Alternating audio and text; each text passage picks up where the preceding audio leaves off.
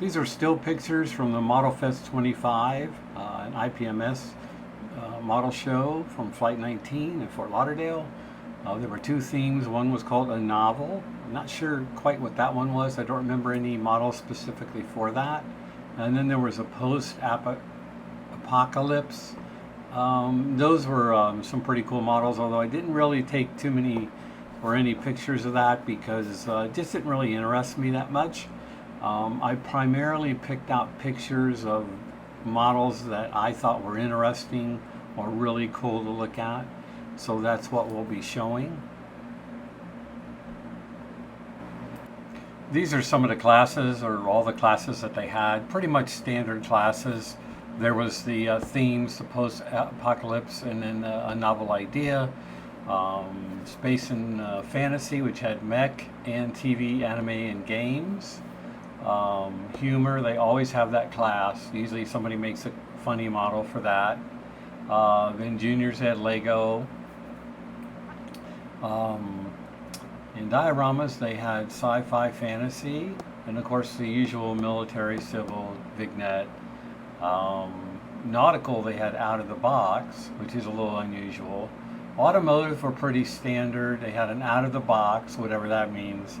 And then they had a 1/64 scale, which of course would be a Hot Wheels or Matchbox that's been taken apart, repainted, redone. I didn't get any pictures of those. I briefly saw them when there was like 4 or 5 of them on the table at that time, and I didn't go back and look at them. But they seem to be pretty cool just by glancing at them. I just focused on taking pictures of specific models. I didn't want to take a video of the entire event. It was pretty spaced out. Some categories had lots of models, some categories only had one. So, we'll look at those coming up. This was a really, really beautiful lowrider Impala. It was excellent detail on the paintwork, the engine, everything you could think of from beginning to end on this model. There was a lot to look at all the way around. It was a beautiful car. It was just an amazing paint job, and that really stood out from most of the cars with the paint job alone. Next to that model was another Impala, a 65, 66 maybe, somewhere around that. And again, I believe this was the same modelers, but it's just an amazing paint job, amazing work. The sunroof, the engine, which is 3D printed from what I could see. Just so many details to look at inside the interior, outside on the paint job, wheels, engine, everything came together on that model. It was just an absolute amazing car. Of course, this was a motorcycle, a Revell kit, although it's been modified. I just thought it was cool. Very great paint job. Good work on it. The addition of the NOS bottles and some other stuff. It was a very clean build. Just very, very nicely done. And those kits are not easy to put together. But they sure did a good job on that one. This motorcycle might have been done by the same builder. It's got that Eddie Van Halen paint job on it, and I really like that. That's again, that's a difficult kit to build and very complicated paint job, and it just had the cool effect. I just enjoyed that one so much. It's a great build. This one was an AMT newer Bronco 21, 22, somewhere around there. I just thought they did a great job. First of all, the paint job, the interior, making it like a buggy or surf type Bronco. You can see the top up there has been taken off, and then at the top you can see it has the 2 blue stripes on it. So we have the multi-paint job on it, multicolor interior. The cooler on the back is cool. I just thought it was a great idea.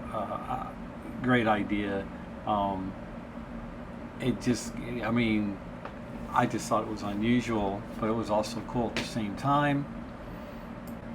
Here's another view of the same truck. Again, you can see a better shot of the interior and a better shot of the top. Just great work. Very, very clean build. Just immaculate. And here we have a Corvette. It looks like a 3D printed engine, or at least the top part of it with the supercharger. But the rest of the kit looks like it might have been an Accurate Miniatures kit to start off with. Very nicely done. Excellent paint job. I love the two colors. The green and the gold go great together. Very, very clean build. Lots of detail to look at. I just liked it. And it just seemed different, but this, it just spoke to me.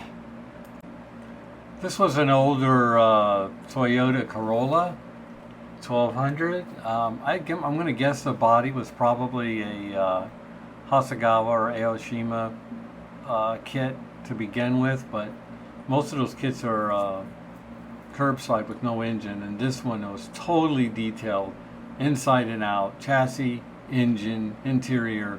Just an amazing card build. Great paint job, of course. There was a lot of hours and a lot of work in that car, but it looks amazing just to check it all out and see all the small little details there were to look at. This was in the Apocalypse area as far as the diorama, I believe. As you can see, it's a modified Corvette, probably an old MPC kit, because there's usually plenty of those laying around somewhere. You can see the 4x4 or the traction devices up on the roof, and lots of other work added. Still has the blower. I don't know if that's a Mad Max style thing going on there with the dog and all, but side pipes, fender flares in the back, dually, I guess. We'll take another look at another picture here. But yeah, a lot of work and imagination went into that one. And here's another picture from the back, just showing some more modifications made to the back with some gear and things like that. You can see the spikes on the tire. Still just a lot of imagination. Weathered the base, weathered the car. It's got a figure down there on the end with the dog and everything. Just well done, well thought out. Here's another one in the Apocalypse theme, just a heavy truck. I think from the description when I read it, they used a cargo container to make the back of the truck, and then of course it's got everything. It's got the snow plow on the front, it's got the machine guns, it's got all the gear, the supplies, just I mean, it's a zombie apocalypse, I guess. So very well done, very well detailed, and it looks like it must have been a lot of fun to build. In the science fiction category, this was some type of Star Trek ship, and I don't recognize it. I don't know what it is. It was about maybe 8 to 10 inches long, but it was very well detailed, especially in the paint, the Aztec design, the different colors and everything. As far as I know, it wasn't lit, at least not when it was displayed where I saw it. It was kind of neat, but not that I just don't know much about it. But I did think it was very well done. Also in the space and fantasy was this ship, if I remember right, my science fiction knowledge. This is from Space Above and Beyond or something like that, and this was I think it was called a Hammerhead or something, if I'm not mistaken. This is probably a 3D printed model, but it could be resin cast too, because over the decades there have been resin cast kits of that. I don't know which it is, it doesn't really matter. It was pretty well done, even though the show is old, and I think it only ran for maybe 1 or 2 seasons, and not too many people are familiar with it. I remember it being a good show. I think when it started, it was one of the first TV series to use computer-generated special effects, right alongside near when Babylon 5 was done. So the effects were kind of primitive at the time, but and there was no actual models, I don't think, of the spaceships. They were all digital at that time. But it's pretty cool. I thought it was very well done for what it is, especially when there's not a lot of reference material on them. Of course, there were a fair amount of Gundams and mechs there, so I thought these two were pretty well done. They had just enough weathering not to be overdone. Nice color palette, especially on the left one. I'm sure that probably matches the box art if or whatever. But the right one, I've seen many of those too. It's a different style in some way. But I thought that was done too. A little more military looking maybe. But and the left one's probably like, I don't know, maybe a civilian one. But they're still cool to look at. There's a lot of detail in them. Panel lines everywhere, shading, all kinds of different paint textures and stuff like that. There's a lot to do on them, and believe me, these things were only about 10 inches high, so you got to have pretty good eyesight to get in there. But I was very impressed with it, both of them. They were just very well done. This is another mech display. It's a diorama. It was very well done. All that stuff is lit. Just a lot going on. It had tiny little figures. I mean, these mechs are huge when you put them in scale. I don't know what it is, like 1/100 or something, or 1/1000, something like that. But there's some very tiny figures, and you get they had sound effects, like you could hear like air wrenches going and tools going and machines going and stuff. So this is evidently like a factory or repair facility, and it was just very well done. It was just as much, every time you looked at it you found something new. You just couldn't walk by without finding something new to see. It was just very, very well done, and I thought it was clever. It's actually enclosed in a storage bin, but I don't know if it was designed that way so it'd be easy to carry into the show and display. You just flipped it over on its side. I'm not sure. Maybe, but I could see the practicality of that, bringing it in a storage bin and reusing it as a background for that. But it's very, very cool. This is just a close-up of the same thing, just to give you a better idea of what's going on. As you can see, there's plenty to look at again. All the lighting and everything. Notice the electrical boxes down at the bottom. I thought those were cool. So when you're building on a budget, you're going to do different things like that. And I just think that makes it fun, and it's obvious that they had a good time doing it. So kudos to them. This is obviously Optimus Prime, but this kit, I don't even know if it was a kit. I don't know if it's 3D printed or what it was, but it was very, very intricately detailed. I mean, every tiny little minuscule part was on this model. I don't know if it's fabricated. Just even, you walk around and look at it, like the tires that were on the legs, because Optimus Prime is an 18-wheeler, and the tires on the legs just looked so real and such a small scale. This thing was about, I want to say it was about a foot high, maybe it was 12, 13, 14 inches high at the most. So it had a lot of detail crammed into a small model, and it was just, I don't know, it almost seemed like there was a lot of photo etch on it too, because it was just dramatically amazing. This is a shot of the legs. I mean, you can see the picture's not 100% clear, but I mean, just look at all the detail on there. Little tiny parts.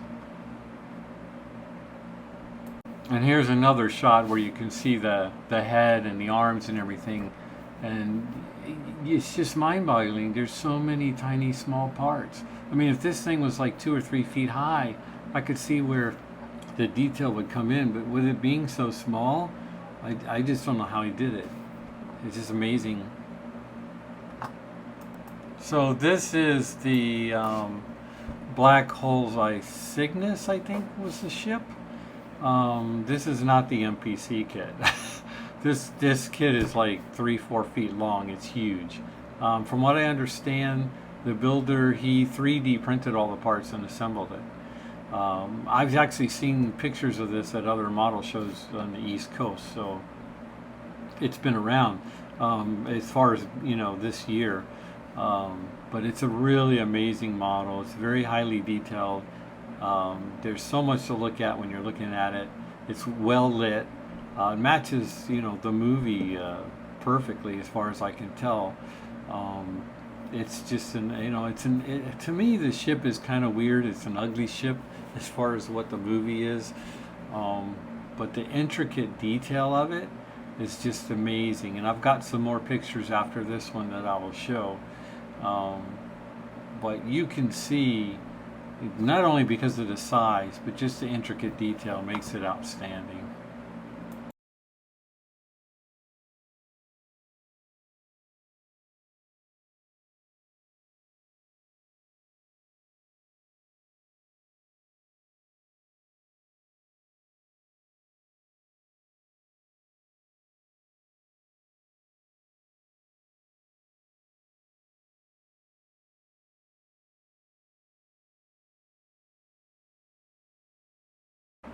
So that's the conclusion of my adventure at the Flight 19 Modelfest 2025.